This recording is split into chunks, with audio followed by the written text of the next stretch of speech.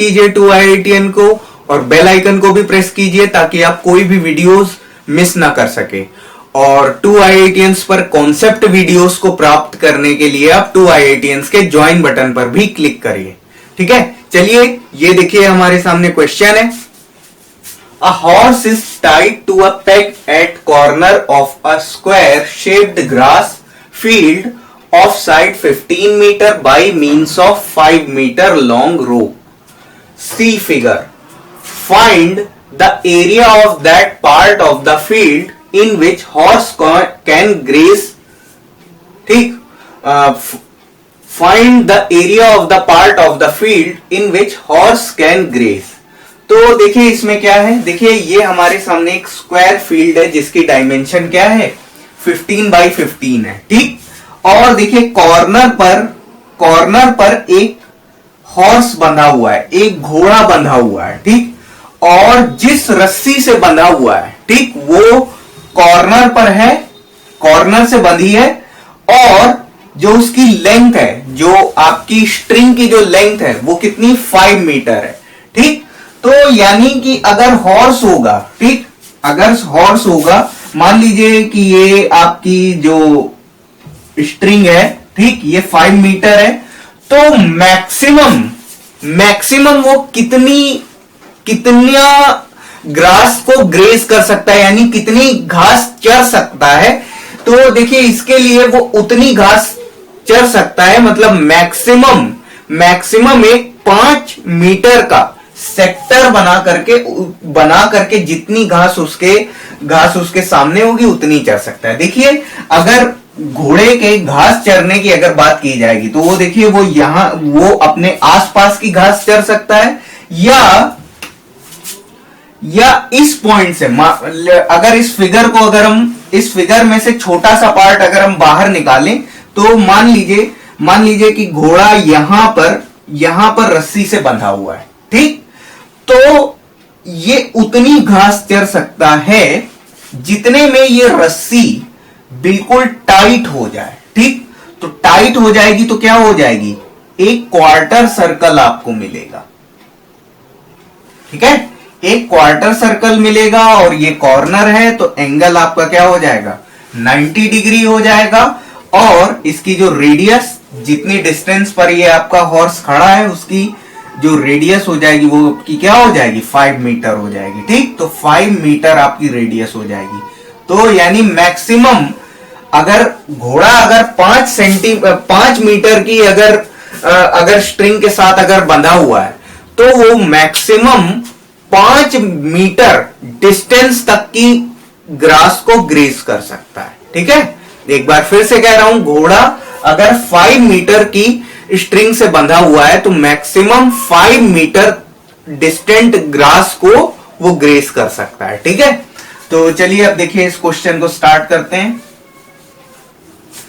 In the figure horse can graze the grass area in the form of sector whose radius is 5 metre and angle is 90 degree. तो देखिए radius क्या हो जाएगी, radius आपकी हो जाएगी 5 मीटर हो जाएगी, रेडियस 5 मीटर हो जाएगी, और ये आपका एंगल क्या हो जाएगा, एंगल आपका राइट एंगल हो जाएगा 90 डिग्री। ठीक, तो अब देखिए area of that part of the field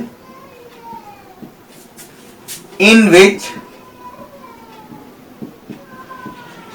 horse can graze equal to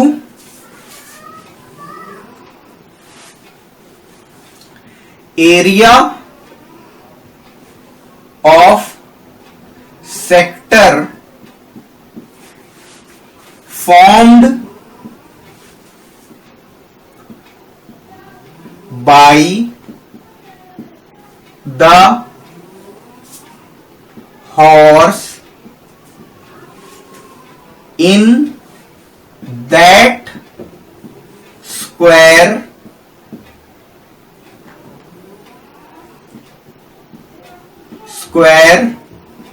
shaped field. ठीक है, तो ये आपका हो जाएगा। और देखिए, ठीक, तो radius of that sector equals R equal to 5 metre. ठीक, तो जो रेडियस हो जाएगी सेक्टर की वो क्या हो जाएगी, 5 मीटर हो जाएगी।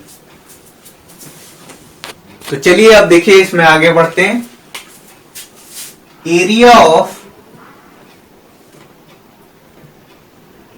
Field grazed by horse equal to theta upon 360 into pi R square. ठीक है, तो थीटा आपका कितना है, 90 डिग्री है, डिवाइड बाय 360। ठीक है, इंटू और पाई इंटू रेडियस। ठीक, कितनी डिस्टेंस की ग्रास को ग्रेस कर रहा है, 5 मीटर की, तो ये रेडियस आपकी 5 हो जाएगी, 5 का स्क्वायर, और ये आपका कट जाएगा 1/4 इंटू, और ये आपका 3.14, और ये आपका हो जाएगा 25।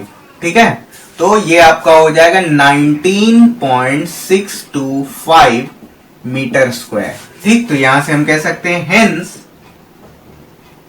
The horse can graze the field area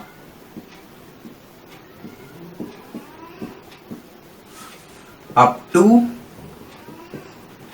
19.625 metre square. तो ये आपका फर्स्ट पार्ट का आंसर हो जाएगा। चलिए तो देखिए क्वेश्चन के थर्ड पार्ट में हमें क्या करना है। The increase in grazing area if the rope were 10 metre long instead of 5 metre. तो देखिए हमें क्या करना है, अगर जो रोप की लेंथ है उसे 5 मीटर से बढ़ा करके अगर हम 10 मीटर पे ले जाते हैं तो हमारा कितना एरिया इंक्रीज हो जाएगा, एरिया इंक्रीमेंट हमें निकालना है। ठीक, बात को समझिए कि एरिया इंक्रीमेंट हमें निकालना है अगर हम 5 मीटर रोप की बजाय 10 मीटर रोप यूज करते हैं तो हमें क्या करना है, एरिया हमारा कितना बढ़ जाता है ये हमें निकालना है। ठीक, तो देखिए कैसे करेंगे। एक एरिया हम ले लेते हैं A1 when the length of rope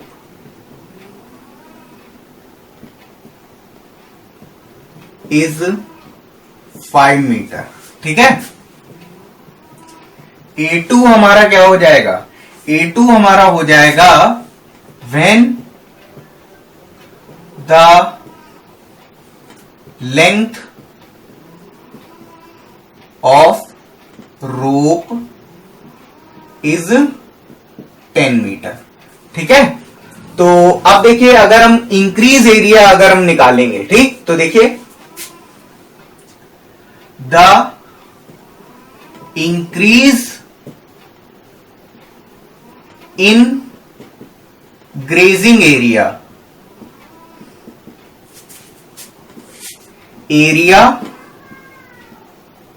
delta A क्या हो जाएगा, ये आपका हो जाएगा A2 माइनस A1। ठीक है, तो इस एक्सप्रेशन को हम यहां यूज करेंगे तो delta A is equal to A2 minus A1। ठीक है, और देखिए ये आपका डेल्टा ए इक्वल्स टू, और ये आपका हो जाएगा theta divide by 360 degree into pi, और पिछली वाली जो लेंथ है, ठीक, पिछली वाली जो रेडियस है। ठीक, अब देखिए हमने फर्स्ट पार्ट जब हमने सॉल्व किया था, जब फर्स्ट और सेकंड जब फर्स्ट पार्ट जब हमने सॉल्व किया था तो उसकी जो रेडियस थी मैंने उसे आर ही कंसीडर किया था, बट अगर आप उसको क्वेश्चन में अगर आप R1 कर दें तो वो ज्यादा ठीक रहेगा। और A1 में यहां पर निकाल चुका हूं तो उसकी जरूरत नहीं, मैं A1 कि जो वैल्यू है जो मैंने निकाली थी मैं वही यहां पर रख दूंगा। तो देखिए A2 है तो रेडियस क्या हो जाएगी R2 स्क्वायर, ठीक। बट इसको मुझे R1 लिखना चाहिए था इसके पिछले पार्ट में, अगर नहीं लिखा है तो कोई ऐसी प्रॉब्लम वाली बात नहीं। मैं यहां पर A1 को बिना कैलकुलेट किए हुए मुझे रखना है, क्योंकि A1 मुझे मालूम है, मैं फर्स्ट पार्ट में A1 में सॉल्व करके निकाल चुका हूं।